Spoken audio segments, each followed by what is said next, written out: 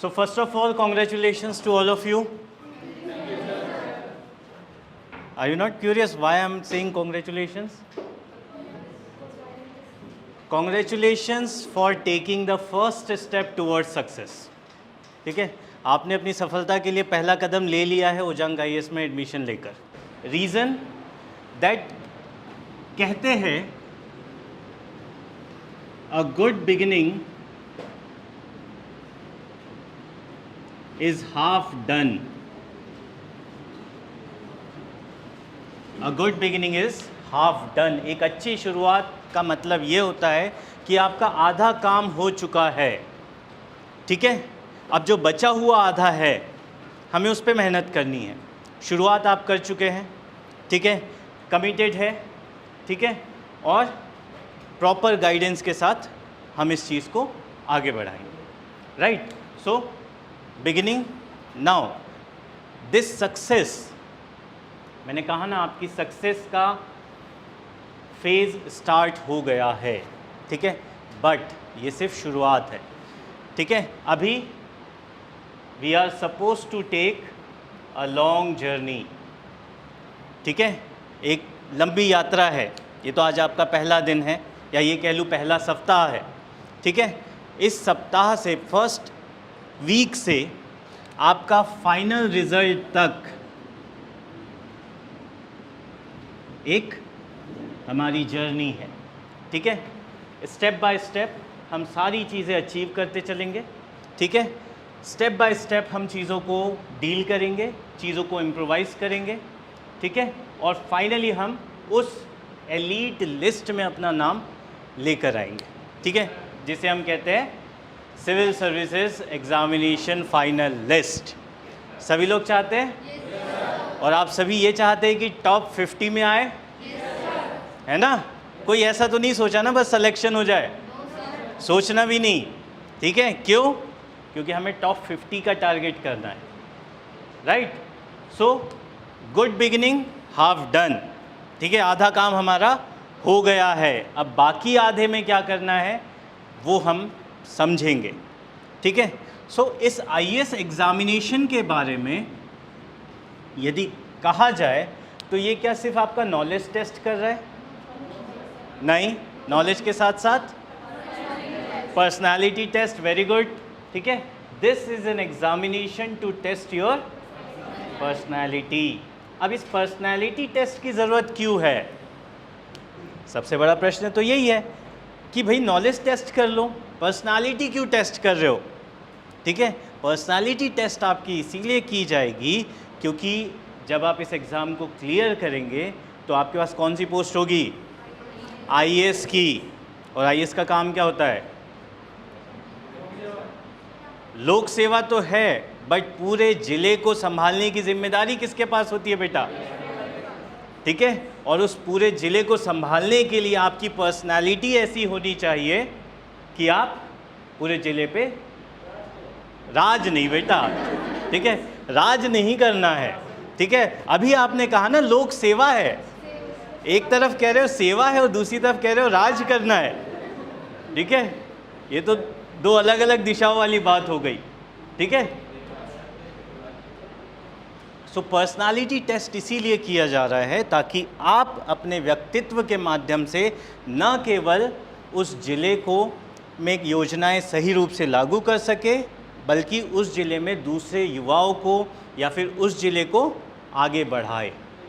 इसीलिए आपकी personality test की जा रही है। और ये पूरी की पूरी प्रोसेस जो है, the process of success, the journey of success, ठीक है, ये आपकी पर्सनालिटी डेवलपमेंट की प्रोसेस है।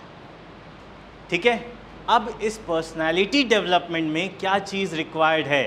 फर्स्ट एंड फॉरमोस्ट थिंग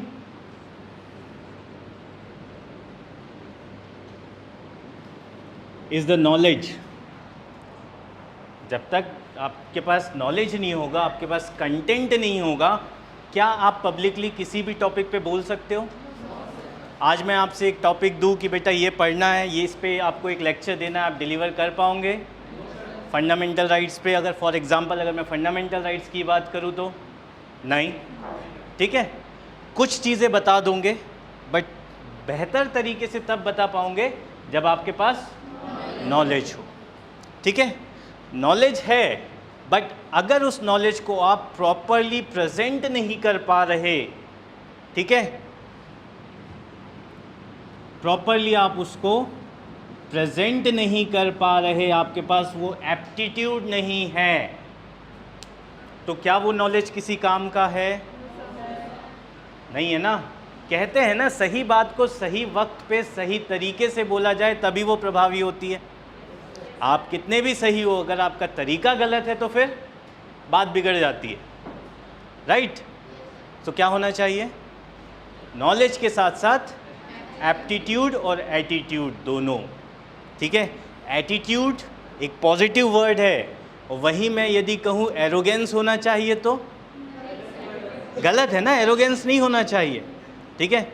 अभी आप इस तरफ हो, जब आप किसी भी गवर्नमेंट ऑफिस में काम करवाने जाते हो, अपना कोई भी काम करवाओ, ठीक है, और वहाँ के ऑफिसर्स आपसे एरोगेंटली बात करें तो अच्छा लगेगा? तो जब गुस्सा आता है ना, तो जब आप बन जाओगे तो आपको क्या करना है? पॉजिटिवली बिहेव करना है, पॉजिटिवली रिस्पॉन्स करना है, ताकि जो पब्लिक वेलफेयर है, ठीक है, वो इंश्योर हो पाए, right. So IAS examination is a test of your personality, and this personality will be developed with your knowledge and your aptitude, ठीक है। That personality needs to be developed.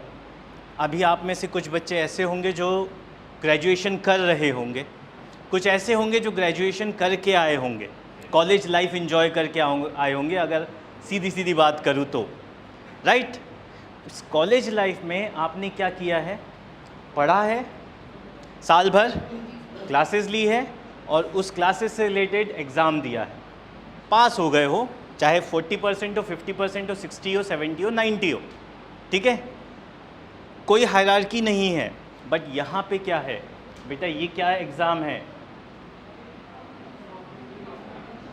This is a competition, ठीक है, and in this competition you have to be the best.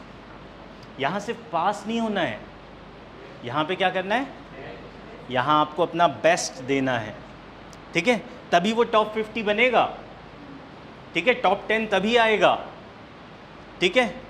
But एक चीज़ और मैं समझा दूँ, इस टॉप के चक्कर में अपने ऊपर प्रेशर मत लादना, ठीक है, कि मुझे टॉप करना है, टॉप करना है। Think about giving your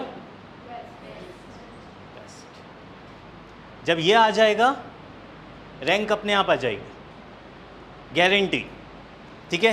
when you will perform your best, ठीक है, रिजल्ट विल डेफिनेटली पॉजिटिव, ठीक है, कोई चांस ही नहीं है नेगेटिव होने का, अगर आप अपना बेस्ट परफॉर्म कर रहे हो तो, ठीक है। और अगर नहीं हुआ है, इसका मतलब क्या होगा? कहीं ना कहीं कुछ कमी थी, ठीक है। तो उसके लिए हम क्या करने वाले हैं? जो गुरुकुल बैच है, इसमें आपकी रेगुलर क्लासेस होगी, साथ ही साथ आपके रेगुलर टेस्ट होंगे, ताकि आपकी जितनी गलतियां हैं, ठीक है, जितने इश्यूज आएंगे आपको इस प्रिपरेशन में, हम उसे मेन एग्ज़ाम से पहले आपके पहले ही डील कर लिए जाएंगे, ठीक है। क्लियर इतना? कहीं कोई डाउट है? नहीं? चलिए फिर आगे बढ़ते हैं। अब मुझे एक बात बताओ, यूपीएससी प्रिपरेशन के लिए सबसे ज़्यादा ज़रूरी क्या है? क्या? कॉन्सेप्ट्स, पेशेंस, सिलेबस, ओके, और answer writing, time management, PYQs, there are so many thing, ठीक है। But I will say one word, ठीक है, दैट इज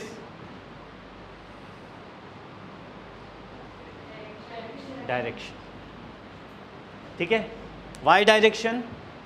नो मैटर आप 12 घंटे पढ़ रहे हो, 15 घंटे पढ़ रहे हो, ठीक है, या 6 घंटे पढ़ रहे हो, ठीक है, अगर वो 6 घंटे 12 घंटे की पढ़ाई सही डायरेक्शन में नहीं है तो इट इज़ वेस्ट, ठीक है, it is waste, totally waste, अगर प्रॉपरली सही डायरेक्शन में पढ़ाई नहीं हो रही है ठीक है। तो कितनी देर पढ़ रहे हो या किस स्पीड से पढ़ रहे हो ये ज़रूरी नहीं है, ज़रूरी क्या है, your direction. So direction is always important than speed, ठीक है।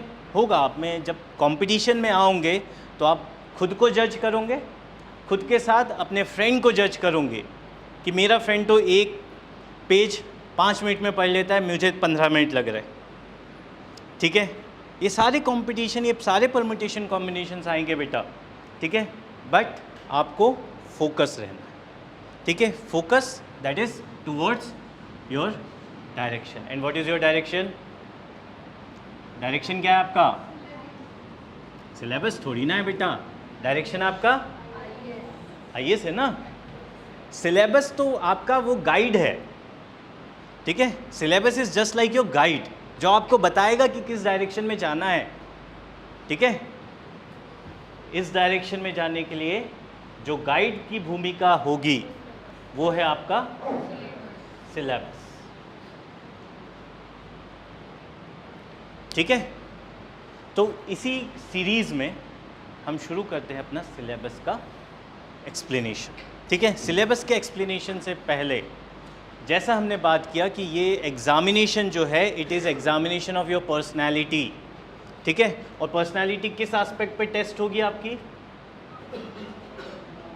एक एग्ज़ामिनेशन पे, सिविल सर्विसेज एग्ज़ामिनेशन, ठीक है। कितने स्टेज में हो रहा है? 3। First stage prelims, second stage,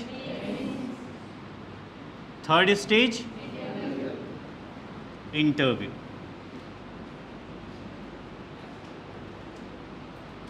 Now, when it comes to prelims,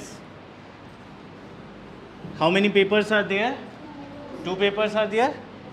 One is GS, CSAT, right?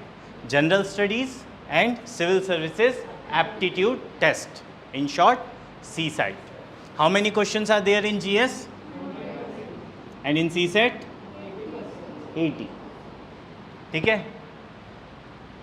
Here you have to score as much as you can. जितना ज़्यादा आप स्कोर कर सकते हैं उतना स्कोर आपको यहाँ पे करना है। क्यों?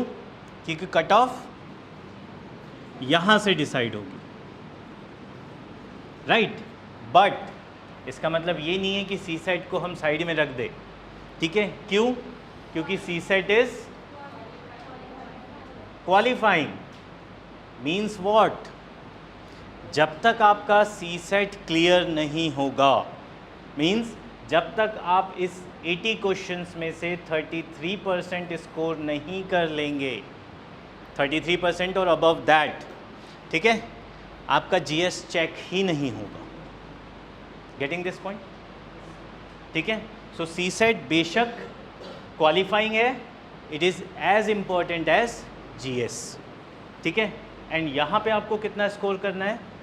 As high as you can. Cut off कितना था पता है? 2022 यूपीएससी सिविल सर्विसेज एग्जामिनेशन का प्रीलिम्स का कट ऑफ कितना था?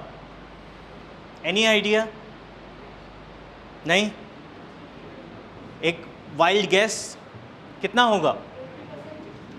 80% है ना? इतना तो होना ही चाहिए, देश की सबसे बड़ी परीक्षा है, हाईएस्ट पोस्ट के लिए। और कोई? 60%। और कम करें? 85, 55%। बेटा ये कुछ भी नहीं है, ठीक है।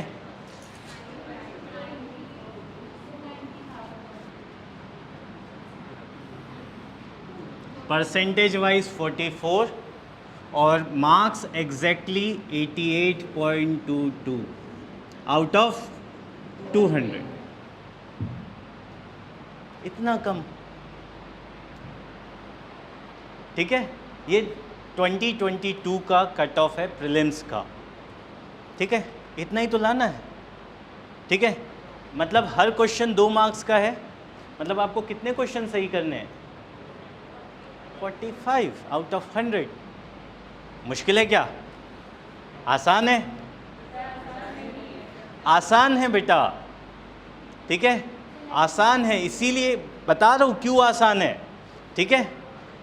यदि आप डायरेक्शन के साथ प्रिपरेशन करेंगे ना तो ये बहुत आसान है 45 क्वेश्चंस करेक्ट करना। बच्चे क्या करते हैं मैं बताता हूँ, कहाँ गलती करते हैं, ठीक है। उन्हें सब्जेक्ट पढ़ लिया कि हिस्ट्री पढ़ना है, पॉलिटी पढ़ना है, economics, geography, science and tech, environment, ecology, current affairs, ये सब पढ़ना है, और इन सब के लिए वो ले आते हैं अपना एक ग्रंथ, ठीक है। हर सब्जेक्ट के 3-4 ग्रंथ ले आते हैं और फिर पढ़ते हैं। वो मेन चीज़ देखते ही नहीं है कि कहाँ पढ़ना है, क्या पढ़ना है और कितना पढ़ना है। यूपीएससी का मार्केट जो है आजकल, ठीक है, उसमें कंटेंट बहुत ज़्यादा है, ठीक है, बहुत ज़्यादा कंटेंट आप लोगों के पास अवेलेबल है, ठीक है, बट उस कंटेंट को कितना पढ़ना है और कितना कंटेंट छोड़ देना है ये ज़्यादा ज़रूरी है, ठीक है। सारा पढ़ोगे, जो काम की चीज़ है उस पर ज़्यादा ध्यान नहीं दे पाओगे, इसीलिए बच्चे गलती कर रहे हैं, इसीलिए यूपीएससी को कहते हैं अनप्रेडिक्टेबल पब्लिक सर्विस कमीशन, जबकि ऐसा कुछ नहीं है। यू कैन ईजीली प्रिडिक्ट कि कहाँ से क्वेश्चन आएगा, ठीक है, किस तरह का क्वेश्चन आएगा, ठीक है। उसके लिए आपको अपना जो डायरेक्शन है, ठीक है, वो फिक्स कर लेना है, ठीक है। डायरेक्शन आपके पास क्लैरिटी है, ठीक है, तो आप इजीली प्रीलिम्स क्लियर कर सकते हैं, इजीली मेंस क्लियर कर सकते हैं, और प्री और मेंस क्लियर हो गया तो interview is just a formality, ठीक है। इंटरव्यू बहुत आसानी से आप क्लियर कर लेंगे, तो बहुत मुश्किल एग्ज़ाम नहीं है, 44%, ठीक है। बात आती है मेंस की, ठीक है। सो मेंस में कितने पेपर हैं? 9 papers, right, but out of these 9, 2 papers are again, कौन कौन से?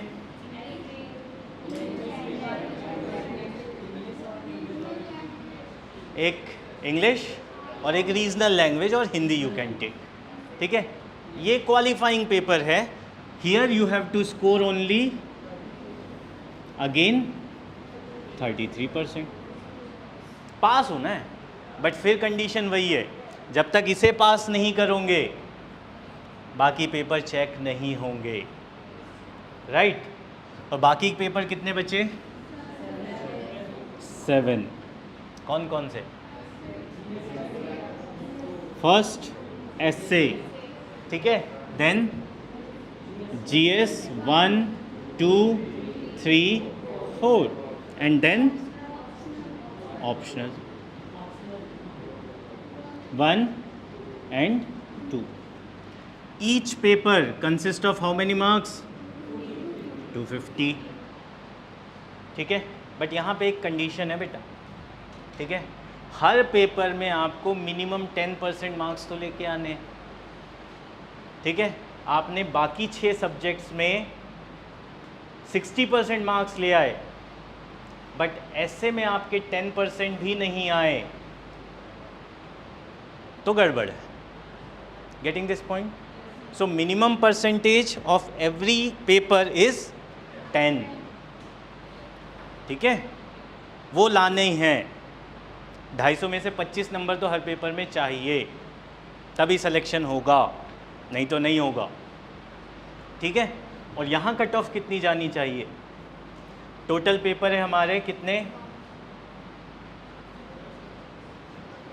1750 मार्क्स, यहाँ कट ऑफ कितना जाएगा? 50%, है ना, कि ना वहाँ 44 हो गया तो यहाँ 50 बोल देते हैं, ठीक है। 2022 का कट ऑफ था बेटा 748 आई गेस फॉर मेंस। ये जनरल वालों का बता रहा हूँ, SC ST OBC और कम होगा, ठीक है। OBC का शायद 13 या 14 था, ठीक है। SC का 706, ठीक है। इस रेंज में आपका कट ऑफ है। सो 750 इज़ द कट ऑफ, आप उसको टारगेट बनाइए, ठीक है। 750 इज अगेन लेस देन 50%, ठीक है। Then comes interview, how many marks? 270, ठीक है। टोटल मार्क्स कितने हो गए इंटरव्यू और PT मिला के, पर्सनालिटी टेस्ट मिला के? 2025, ठीक है। फाइनल कट ऑफ कितना जाता है पता है? समथिंग अराउंड 900, ठीक है।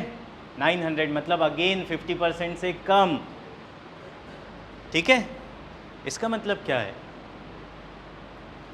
ये बहुत बड़ा एग्ज़ाम नहीं है, बहुत भारी एग्ज़ाम नहीं है, ठीक है। यहाँ पे कोई भी बच्चा इस एग्ज़ाम को अगर सही डायरेक्शन से प्रिपेयर कर ले तो इजीली क्लियर कर सकता है। The only thing which is important is the direction, ठीक है।